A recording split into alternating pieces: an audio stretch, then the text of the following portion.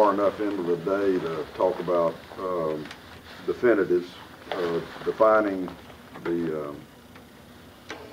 what this class represents. We had some real priorities.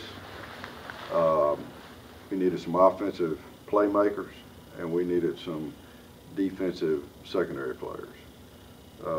We had some interest at the linebacker position, and of getting some speed at the linebacker position. We came up short. To look at it, you'd think we didn't need any linemen. We actually came up short there on offense.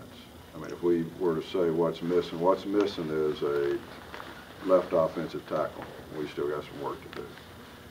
We had an early commitment that we just stayed with, and it didn't work out at the end. And that's how we got that situation. We're right on the heels with some SEC players.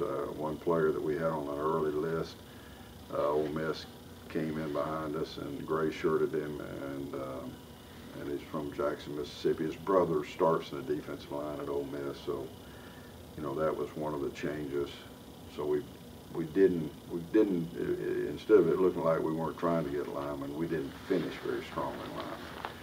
But I think in the skilled areas, corner, wide receiver, running back, quarterback, I think we got exactly what we went after. How specific can I be, Greg, NCAA-wise? Well, once they've signed, which they are, you can talk specifically now about them. We've already received their stuff, so here's a check mark for the ones that are already down there? Yeah. Okay.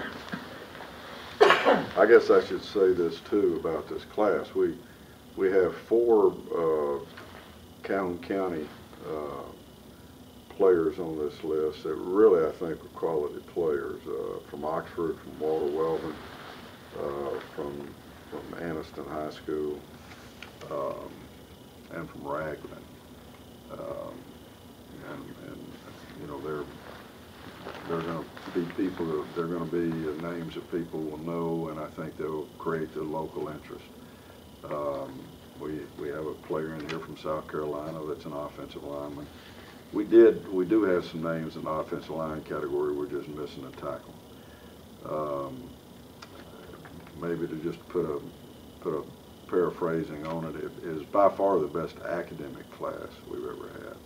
You know, the ACT requirement to get in Jacksonville State is 21. 20 or 21? It's 21.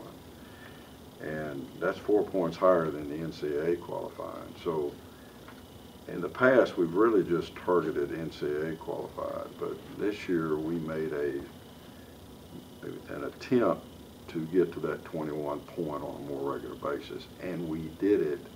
And the majority of these signees are at the 21 point and up, and we got ACT scores all the way up to 32 in this signing class. So they're all NCAA qualified. The majority of them are at that unconditional admittance at the 21, all the way up to young men who we signed them to a scholarship, but they're academically scholarshiped also. Just to put some personality to this, the 2 wide receivers that we signed are both in the same high school team, and they're part of one of the state's best basketball teams in Carrollton. Josh Barge and Tevin Brown, and they're just very athletic. We had them in camps, and that was the other thing I know Al wrote about, was we felt like that our camps really affected getting on people early and staying in there and finishing strong with them. At running back, I tell you, I guess let me make sure it's checked before I do something wrong here. Yes, it's checked. Miles Jones. He and Tremaine Pope, Buster as we call him. I mean, nobody signed anybody with more statistical information at that position, but we feel like that these two guys are going to be the guys within a year. And, you know, both of them probably, well, why did you need somebody back? We always use two running backs here, so we brought these two guys in together, along with Ladarius Rogers, who is from Leeds, who is likewise an over 2,000-yard rusher and a large quality of touchdowns and a state, playoff record of high success. Ladarius is more the big back in the Calvin Middleton role, which we call it a beat back. But so and along with DeMarcus James, those kind of guys. So we're very satisfied at wide receiver, and another wide receiver is a young man at Walter Wellman. I'm about to call him by his last name, struggling to remember his first name. Last name is Screws. Dalton, not an average name. I'll learn it, I'll promise you, Dalton. But Dalton's valedictorian of his class. And we think is a Welker kind of, he touches the ball and he just can make things happen. And he's the third receiver in that group. And we feel very good about those, that when, we got three seniors at wide receiver.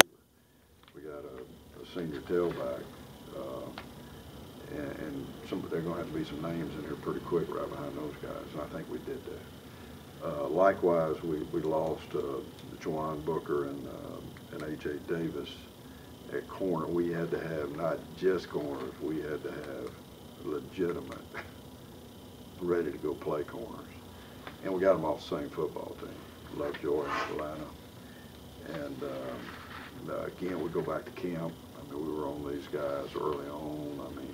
I don't think there's a more dynamic defensive player I've seen on film than what these guys are, and particularly the things that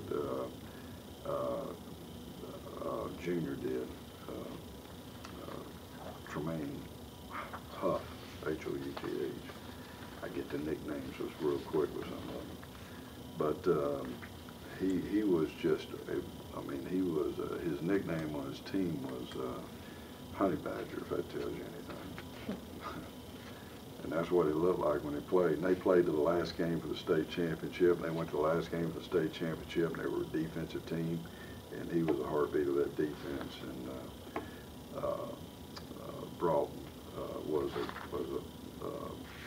the corner they didn't throw the ball out there. That may be the biggest compliment of DeShanta's his first name. We call him Sean.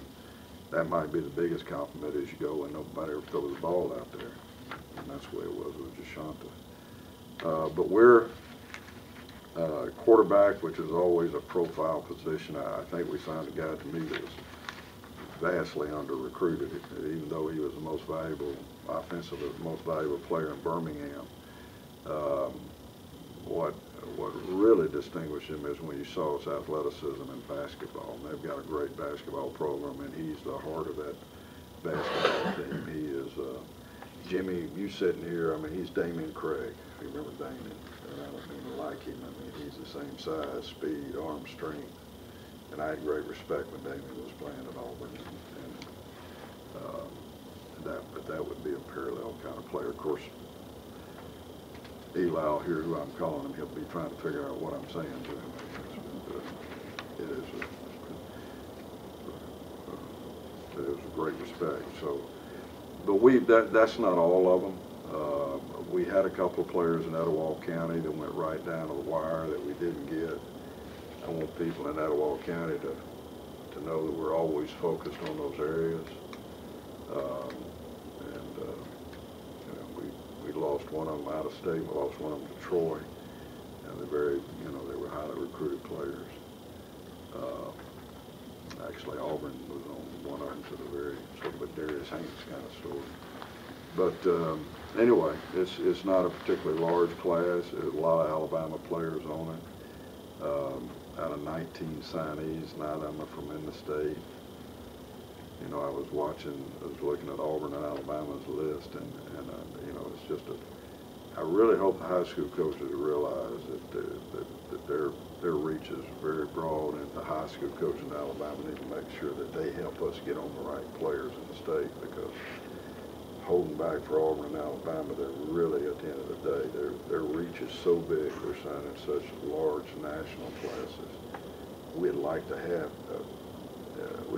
a chance to get on the better players in the state of Alabama earlier. It's one reason we're building our camps bigger, and we're going to ask these high school coaches to bring their best players to these camps. And I hope that they're continuing to follow that, you know, that we're a viable choice for the best players. Because I think sometimes we don't get to them, and then we end up in a battle with somebody out of state. If we got to them earlier, I think we'd get them. We just got on them earlier. And I think that's the big lesson that came. Every year is a lesson in every recruiting class. I think the big lesson is we get them all on them earlier, we get them. The other part of it is the ones we lost late, we didn't get on them earlier enough. They didn't respond to our request to come to camp. They're running to places to camp that they're not going to get signed at. And that's the evidence. And, you know, I just, you high school coaches are watching this, which is probably none. You need to help us get those kids in camp. Let's keep most of them in the state.